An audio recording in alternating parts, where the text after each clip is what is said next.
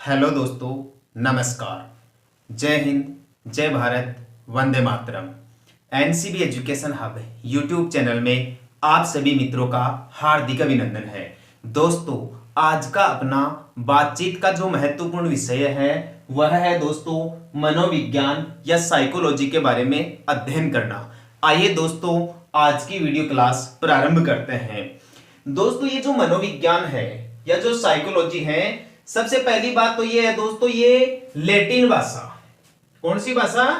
Latin भाषा के दो शब्दों से मिलकर बना है भाई। आप इसे लैटिन भाषा कह दीजिए, चाहे ग्रीक भाषा बोल दीजिए, चाहे यूनानी भाषा बोल दीजिए, तीनों भाषाओं का मतलब एक ही होता है भाई। तो मनोविज्ञान अर्थात साइकोलॉजी शब्द लैटिन, ग्रीक या यूनानी भाषा के दो शब्दों से मिलकर बना है भाई। एक का तो नाम है साइकी और दूसरे का नाम है लोगस।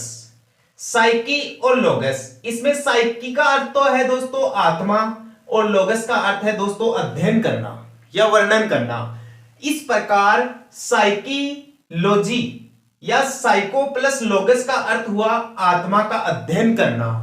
तो शब्द अर्थ की दृष्टि से देखा जाए तो मनोविज्ञान का शाब्दिक अर्थ होता है आत्मा का अध्ययन करना, आत्मा का अध्ययन करना। कंपटीशन एग्जाम में दोस्तों ये सबसे महत्वपूर्ण सवाल है कि साइकोलॉजी शब्द की उत्पत्ति लैटिन भाषा के कौन से शब्द से हुई है? साइकी शब्द से हुई है। ध्यान रखना दोस्तों। आगे की जानकारी देखिए दोस्तों। मनोविज्ञान को प्रारंभ में सबसे पहले जब मनोविज्ञान की शुरुआत हुई या मनोविज्ञान के अध्ययन की शुरुआत हुई तो इसका जो शुरुआत करने वाला व्यक्ति था उसका नाम था दोस्तों अरस्तु। ध्यान रखें, अरस्तु को राजनीति विज्ञान का जनक भी माना जाता है। और ये जो अरस्तु है ये दोस्तों मनोविज्ञान के पिता भी कहे जाते हैं, जनक भी कहे जाते हैं। तो मनोविज्ञान का प्रारंभ अरस्तु के द्वारा किया गया और इसे प्रारंभ में दोस्तों दर्शन शास्त्र का विषय माना जाता था। कौन सा विषय माना जाता था? इसे दर्शन शास्त्र का विषय माना जाता था। फिर आगे चलकर दोस्तों 16वीं सदी में, कौन सी सदी में? 16वीं सदी में ये जो मनोविज्ञान है इसे दोस्तों दर्शन शास्त्र की जगह आत्मा का विज्ञान कहा जाने लगा भाई। और आत्मा का विज्ञान कहने वाले जो विचारक थे, जो मनोवैज्ञानिक थे, उनका नाम एक तो था प्लेटो, एक था अरस्तु, एक था डेकार्टे। ध्यान रखना यहां दोस्तों, प्रारंभ में मनोविज्ञान का अध्ययन किस रूप में किया जाता था? दर्शन शास्त्र के रूप में। मनोविज्ञान का सबसे पहले शुरुआत किसने की थी या सबसे पहले इसको प्रारंभ किसने किया था? अरस्तु ने किया था। अतः अरस्तु को ही मनोविज्ञान या साइकोलॉजी का जनक माना जाता है। 16वीं सदी में मनोविज्ञान को आत्मा का विज्ञान कहा जाने लगा भाई। और आत्मा का विज्ञान बताने वाले जो विचारक थे वो दोस्तों प्लेटो, अरस्तु और डेकार्टे थे। नेक्स्ट देखिए 17वीं सदी में, 17वीं सदी में दोस्तों मनोविज्ञान को कहा जाने लगा मन व मस्तिष्क का विज्ञान। बहुत ही इंपॉर्टेंट सवाल, मनोविज्ञान को मन और मस्तिष्क का विज्ञान कब कहा गया?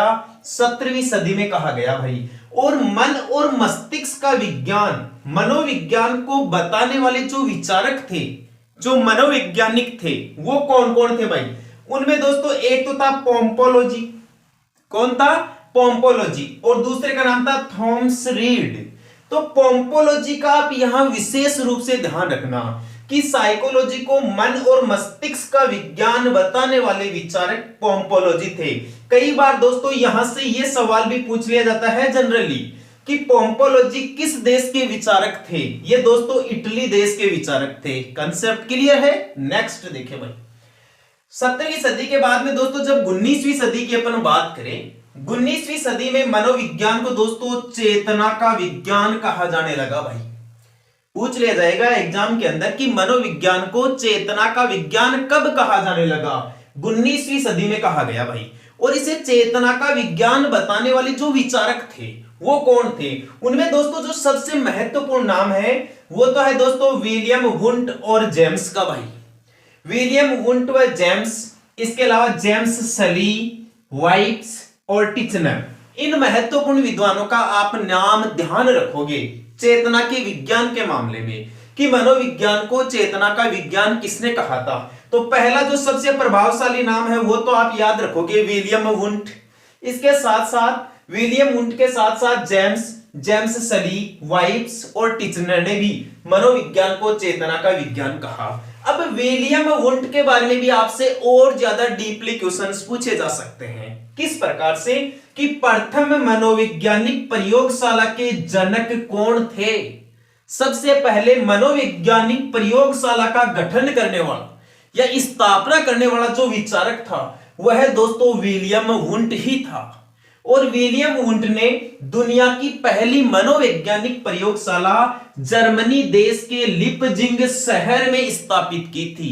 यदि आपसे सन के बारे में पूछ लिया जाए कि लिपजिंग शहर में विलियम वुंट ने विश्व की प्रथम मनोवैज्ञानिक प्रयोगशाला कब गठित की या कब स्थापित की, तो दोस्तों आप बता देना 1879 ईस्वी।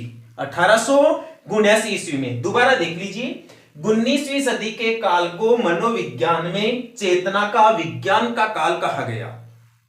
चेतना के विज्ञान के समर्थक विलियम वुंट, जेम्स सली, वाइब्स और टिचनर थे। विलियम वुंट प्रथम मनोवैज्ञानिक प्रयोगशाला के जनक माने जाते हैं। इन्होंने विश्व में सबसे पहले जर्मनी के लिपजिंग शहर में 1879 ईस्वी में मनोवैज्ञानिक प्रयोगशाला का गठन किया। यदि आपसे यही सवाल दोस्तों इंडिया के मामले में पूछ लिया जाए कि भारत में पहली मनोवैज्ञानिक प्रयोगशाला किसके द्वारा गठित की गई थी, यह दोस्तों सेनगुप्त या सेनगुप्ता के द्वारा गठित की गई थी सन 1915 ईस्वी में और भारत में पश्चिम बंगाल की राजधानी कलकत्ता शहर में। दोबारा देख लीजिए, भारत में प्रथम मनोवैज्ञानिक प्रयोगशाला सेनगुप्त के द्वारा 1915 में कलकत्ता में स्थापित की गई। विश्व की पहली मनोवैज्ञानिक प्रयोगशाला विलियम वुंट के द्वारा जर्मनी के लिपजिंग शहर में 1879 ईस्वी में गठित की गई। आगे की जानकारी देखिए भाई, मैकडूगल, ये आप जरूर ध्यान रखना दोस्तों इस विद्वान का। ये बहुत ही खतरनाक विद्वान था, बहुत ही खतरनाक विचारक था मनोविज्ञान के मामले में, कंटेंट से जुड़े महत्वपूर्ण प्रश्नों के मामले में। मैकडूगल ऐसे व्यक्ति थे जिन्होंने इस चेतना शब्द की निंदा की है। चेतना शब्द की निंदा की है। तो उस मनोवैज्ञानिक विचारक का नाम बताइए जिन्होंने चेतना शब्द की निंदा की है, बुराई की है, इसे साइकोलॉजी के लिए सार्थक नहीं माना है। उस विद्वान का नाम है दोस्तों मैकडूगल। क्या नाम है? मैकडूगल। इन्होंने दोस्तों एक पुस्तक लिखी थी भाई, उस पुस्तक का नाम था आउटलाइन साइकोलॉजी। Outline psychology. तो मैकडूगल ने अपनी पुस्तक आउटलाइन साइकोलॉजी के पेज नंबर 16 पर चेतना शब्द की निंदा की है। तो दोस्तों यदि पेज नंबर भी आपसे पूछ ले तो बता देना कि पेज नंबर 16 पर उन्होंने यानी मैकडूगल ने चेतना शब्द की निंदा की है भाई, या चेतना के विज्ञान या जो चेतना का विज्ञान है मनोविज्ञान का, उसे इन्होंने अस्वीकार किया है। ये जो मैकडूगल था दोस्तों, व्यवहार शब्द का प्रथम यूजर भी यही था। मनोविज्ञान में सबसे पहले व्यवहार शब्द का प्रयोग करने वाला जो मनोवैज्ञानिक था उसका नाम दोस्तों मैकडूगल ही था। तो मैकडूगल के बारे में आप 3-4 बातें पूरी ध्यान रखोगे। एक तो इन्होंने चेतना के विज्ञान की निंदा की है भाई। दूसरी बात, इन्होंने आउटलाइन साइकोलॉजी पुस्तक लिखी और आउटलाइन साइकोलॉजी पुस्तक के पेज नंबर 16 पर ही मनोविज्ञान के मामले में चेतना शब्द या चेतना के विज्ञान को इन्होंने अस्वीकार किया है। मैकडूगल पहला विद्वान था जिसने सबसे पहले व्यवहार शब्द का प्रयोग किया भाई। नेक्स्ट देखें, 20वीं सदी का काल। 20वीं सदी में दोस्तों मनोविज्ञान को व्यवहार का विज्ञान कहा गया भाई। ये सबसे महत्वपूर्ण सवाल, परीक्षा की दृष्टि से अति महत्वपूर्ण सवाल दोस्तों, स्टार लगा लेना। ऐसे मान लो सबसे इंपॉर्टेंट क्वेश्चन है, आपसे पूछ लेगा मनोविज्ञान को व्यवहार का विज्ञान या व्यवहार के अध्ययन का विज्ञान कौन सी सदी के काल को माना जाता है? 20वीं सदी के काल को माना जाता है। और मनोविज्ञान को 20वीं सदी में व्यवहार का विज्ञान बताने वाले विद्वान का क्या नाम था भाई? जेबी वॉटसन। क्या नाम था इनका? जेबी वॉटसन। जेबी वॉटसन के इस व्यवहार के विज्ञान का समर्थन देने वाले जो विद्वान थे उनमें एक का तो नाम था भाई वुडवर्थ। क्या नाम था? वुडवर्थ। और दूसरे का नाम था दोस्तों स्किनर। यानी वुडवर्थ और स्किनर ने भी इस जेबी वॉटसन के साथ मनोविज्ञान को व्यवहार का विज्ञान माना है। दोस्तों जेबी वॉटसन का मनोविज्ञान के मामले में एक कथन बहुत ज्यादा चर्चित रहता है कई एग्जामों के अंदर दोस्तों जैसे फर्स्ट ग्रेड टीचर हो गया, सेकंड ग्रेड टीचर हो गया या जो थर्ड ग्रेड टीचर हो गया, उसमें दोस्तों ये सवाल बहुत बार पूछा जाता है कि वह मनोवैज्ञानिक विचारक कौन था जिसने ये बात कही थी कि आप मुझे कोई भी बालक दे दो, मैं उसे वैसा बना दूंगा जैसा आप चाहते हैं, मैं उसके व्यवहार में वैसा परिवर्तन ला दूंगा जैसा आप चाहते हैं। तो ये बात कहने वाले विद्वान जेबी वॉटसन थे। कौन थे भाई? जेबी वॉटसन। और ऐसा बताया जाता है कि जेबी वॉटसन ने व्यवहार के आधार पर बच्चे को मनोविज्ञान सिखाने के लिए सबसे पहले अपने बच्चे अल्बर्ट पर अध्ययन किया था, जो 11 वर्ष का था। भाई कितने वर्ष का था? 11 वर्ष का। तो जेबी वॉटसन ने सबसे पहले व्यवहार के विज्ञान का अध्ययन किस पर किया था भाई? अपने पुत्र अल्बर्ट पर, जिसका उम्र था दोस्तों 11 वर्ष। कितना था? 11 वर्ष। नेक्स्ट देखिए, ये 1890 से 1905 का जो काल है ना, वो भी आप ध्यान रखोगे दोस्तों, क्योंकि इस समय को मनोविज्ञान में बंजर काल माना जाता है। इस समय दोस्तों मनोविज्ञान में कोई विशेष प्रकार का रिसर्च कार्य नहीं हुआ, कोई नई विचारधाराएं शामिल नहीं की गई, या इसके ऊपर विशेष रूप से अध्ययन के मामले में फोकस नहीं किया गया।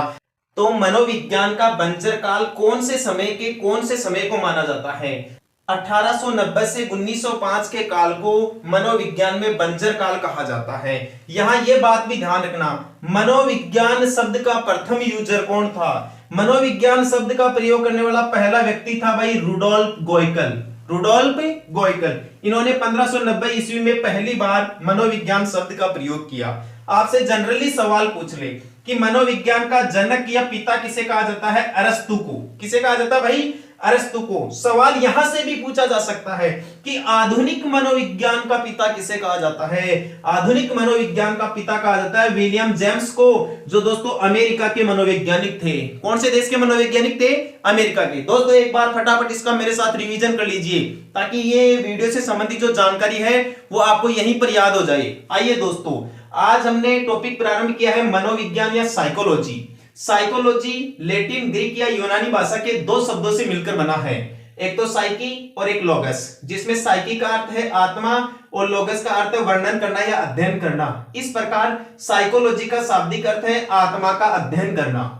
मनोविज्ञान या साइकोलॉजी का प्रारंभकर्ता दोस्तों अरस्तु को माना जाता है, इसीलिए अरस्तु को मनोविज्ञान का पिता भी कहते हैं।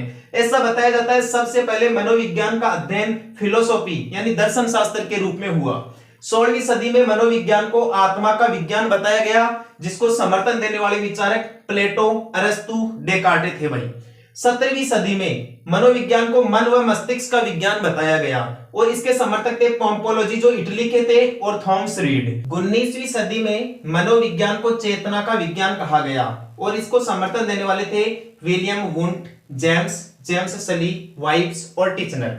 विलियम वुंट प्रथम मनोवैज्ञानिक प्रयोगशाला की स्थापना करने वाले थे भाई, इसलिए इन्हें प्रथम मनोवैज्ञानिक प्रयोगशाला के जनक माना जाता है।